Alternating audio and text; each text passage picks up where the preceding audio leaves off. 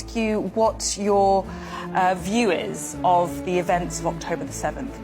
What do you think happened on October the 7th in Israel? Well, obviously the camps haven't started because of October the 7th specifically. They're starting, I mean, this week in loads of encampments up and down the country.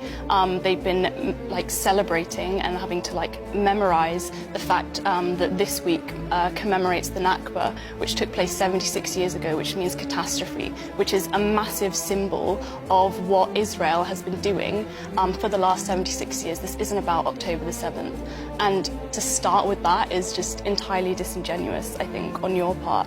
I really want to say that I think it's great, actually, that you went to that camp today and tried to talk to those students. And you kind of embarrassed yourself, I would say, whilst doing that, because it was a reminder for me, and I'm sure for other people watching, that actually the Palestine movement brought you down, and the Palestine movement has the potential to bring down lots of other Tory ministers and the whole Tory government, and not just the Tory government, I would say any government and any mainstream political party that is backing what Israel is doing right now, which is a genocide. Can I ask you, what's your view of Hamas? I don't want to talk about Hamas. I want to talk about why. And the reason that you want to talk about Hamas is because you want to keep justifying spending more money for Israel, right? Do you believe Israel has a right to exist? What is your message to the majority of people in Britain who don't support you, who hate the Tories, who hate you specifically, right? You went to Cambridge. I don't want to pile in and absolutely, crack on as far as I'm concerned. Do you think Israel has a right to exist?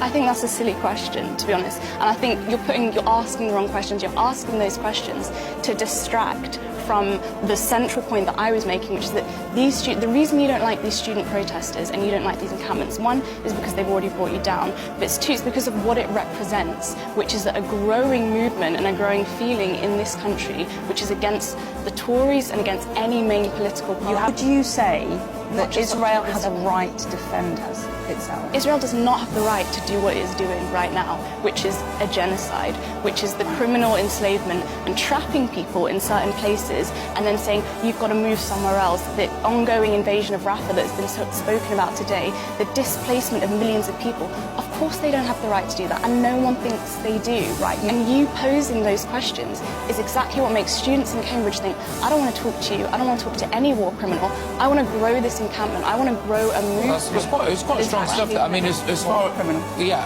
I mean, so... Yeah, you are a war criminal.